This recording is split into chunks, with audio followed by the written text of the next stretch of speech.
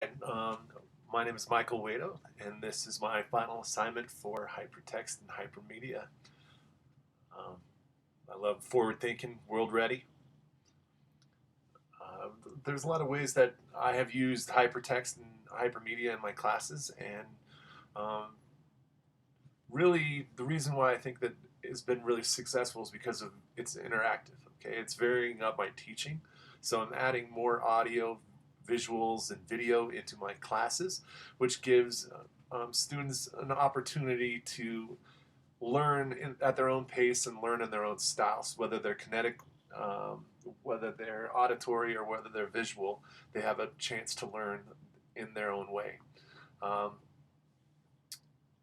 I've been gamifying my lesson plans, so adding links, adding different things that they can um, they can do to make it more interactive and fun. And we do a little level up program, which if you get done with your first assignment, you move up to the level two. Level two is a little bit more intense. Level three might be strategic thinking, and four might be analyzing something and putting it all together. So, really trying to make my classes and my courses more interactive. Um, some of the web-based tools that I am really just focusing in on for this semester are just improving my ability to do Google Classroom, Google Docs, Google Drive, and having my own Google Plus. I really have enjoyed the forum for all of my classes at Fort Hayes, and the Google Plus communities have given me an opportunity to think, how am I going to use this, and how can I improve my own classrooms? And creating a community has been the probably the most positive thing that has happened this year. What is one thing that I really want to try? I saw a couple of people write on Discovery VR. This is a cool little virtual reality app that's free and works on pretty much every VR platform. I plan on using it in my science classes so students can see elephants in South Africa or glimpse whale sharks off the coast of Mexico. Some of the experiences are produced with a partnership, I know, in Discovery through the Worldwide Fund of Nature. So there's some really cool things. I actually bought a VR headset, and so I've brought in that into my class. But in terms of the highlights, whether that's just making a GIF or GIF, I don't know how do you spell it, a GIF, in the very beginning, or creating these videos that demonstrated our ability to um, understand what's cluttered, what's good visualization, what's augmented reality. Um, I really got into AR and VR. Um, so I've been really into those apps and trying to find those. And even something as simple as our Oreo cookie review, I have used that in my class, and it's been a positive thing for it.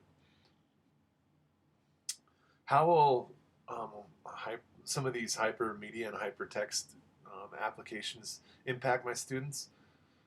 Well, for one, it makes the engagement almost 100%. All the students are doing what they're assigned. They're all at different levels usually, um, and so it gives a really good opportunity to collaborate.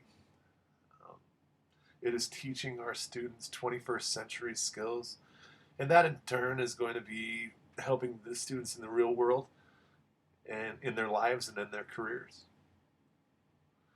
Um, how will I review additional hypermedia and hypertext applications for my classroom? Well, I really look at a couple questions, and if they apply, then I automatically try to put it into play. A big thing for me is always trying to implement something I learned within the first week of me learning it. That way, I know that I'm giving it a try. I'm not failing of learning. I'm not fearful of trying it in my classroom and having everything kind of go wrong. I just kind of trial by fire. But these are the questions I ask. Does it meet my state and district standards? Is it engaging and fun? Does it organize or make something easier? Finding that Google Drive is been a world saver for me. And finally, well, can it be used to collaborate or improve communications? So the pros here, I always think in terms of hypertext and hypermedia, and the applications that we learned over this course. It really has changed the way I teach, and so um, it gives me opportunities to teach in a different manner other than just straight lecture up in front. The students are more engaged. There are an infinite amount of resources rather than just a textbook. Um, it reaches all learners and learning styles. And finally, we live in a digital world, and teaching technology is really a life skill that the kids can use to be successful in their careers and in their lives.